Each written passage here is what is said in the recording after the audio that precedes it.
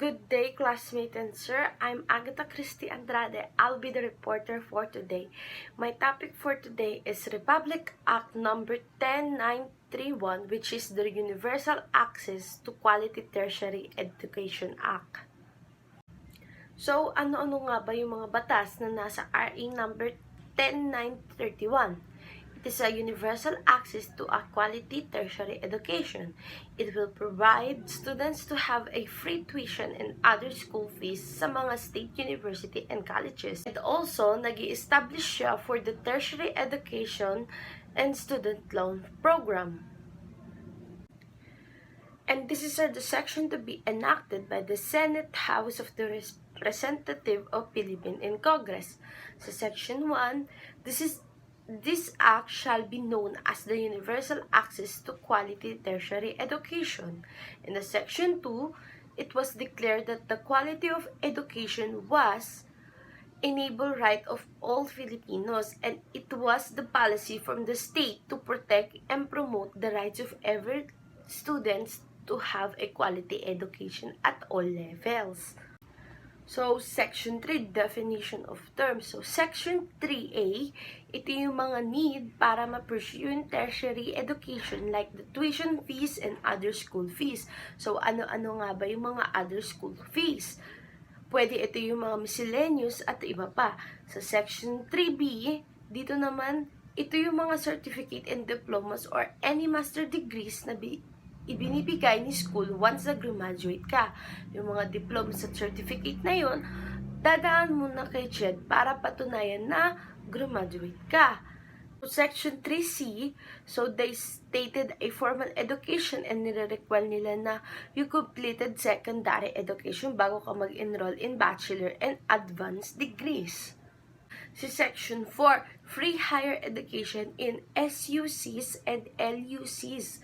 So, dito sinasaad nila na lahat ng Filipino student na currently enrolled during the time of effectively na inilabas yung batas nito until the following years in courses in virtue of bachelor degrees, certificate degree, or any comparable undergraduate degree in other school fees for units enroll in.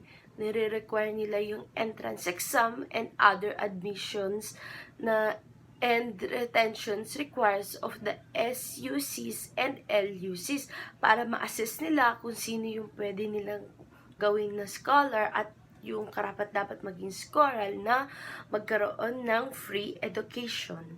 Section 5, free TVET in post-secondary TVIs.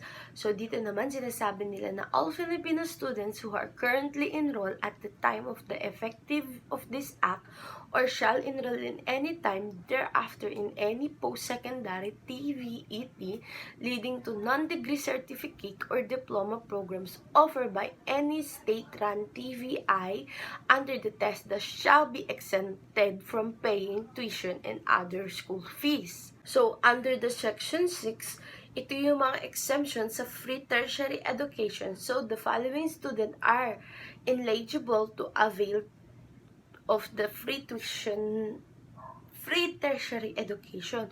So, sa SUCs at LUCs, yung exemption nila sa free education is, una, ito yung mga students na may bachelor courses na natapos and naisipan nila mag-aral ulit. Hindi na sila kasama sa free education. They need to pay na, for example, yung kakilala ko dito sa amin na nakatapos na siya ng college, she choose to study again a education course. So, nagbabayad siya, and while me, hindi nga. So, yung second naman po, ito yung mga students na hindi nakakomply sa admission and retention policy ng SUCs. Yung pangatlo, yung mga students na nag-fail to complete their bachelor degree or comparable undergraduate degree within a year after the period prescribed in their program, exempted din sila sa free education. Para naman sa state-run TVIS, ito yung mga exempted sa free tertiary education nila.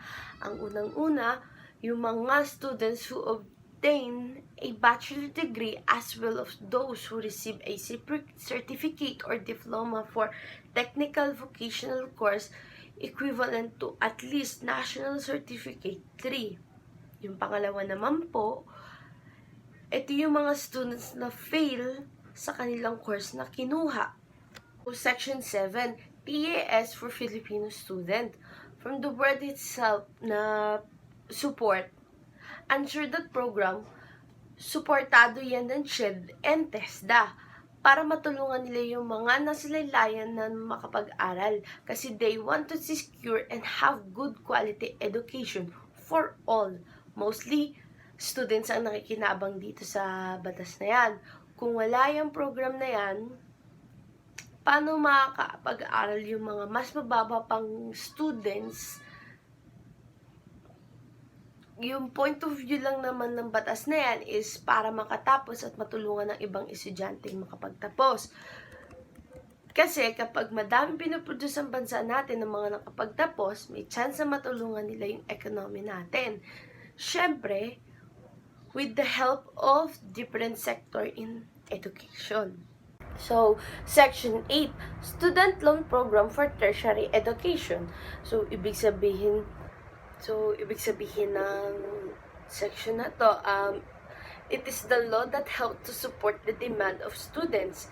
This law po ay ini-establish para sa mga Pilipino students na naka-enroll sa SUC, LUC, private program, etc. under the TESDA.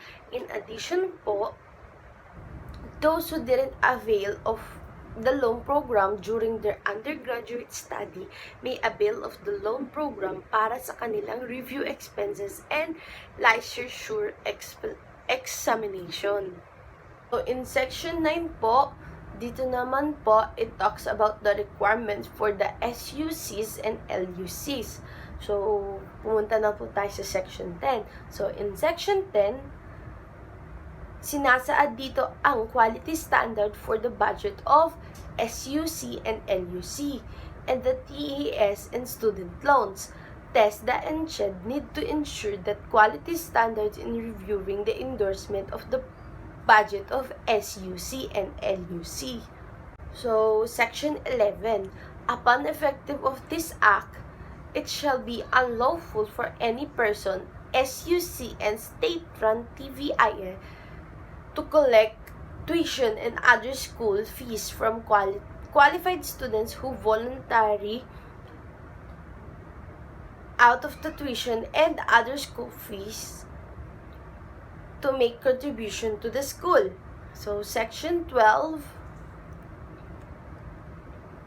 So, dito naman po, it talks about the violation of the prohibited act under Section 11.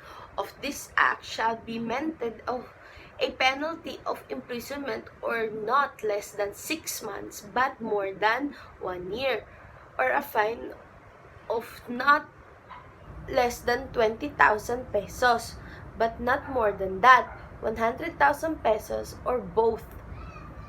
So, si Section 13 naman po, expansion of UNIFAS board. So, in the Section 14, so lahat naman ng SUCs, LUCs, and state-run TVIS, need nila mag-submit kay CHED and the test respectively within 5 days after the last day of late resignation for each semester. A report dealing the names of the students eligible for the free tuition and other school fees in their institution. So, in Section 15, it is all about the appropriations. In Section 16, the national government is hereby authorized to prioritize funding this measure in negotiating and utilizing long-term, deeply concessional official development assistance, other source of funds such as grants, donation, and collections. So, Section 17, Joint Congressional Oversight Committee on Universal Access to Tertiary Education. So, in the section 18 po, dito naman, it talks about the rules and the effectiveness of this act. The Unifast Board, in consultation with the CHED, the test and the other relevant stakeholders in higher and technical education, shall promulgate the implementing rules and regulation necessary to ensure the efficient and effective implementation of this act. So, Section 19, it's all about separability clause, and Section 20, repealing clause. Although executive orders, presidential decrees implementing rules and regulation or part, therefore inconsistent with the provision of this act, are hereby repealing or modified accordingly. So, see Section 21, the last section of this law, it's all about effectiveness. So, sinasabi dito yung pagiging effective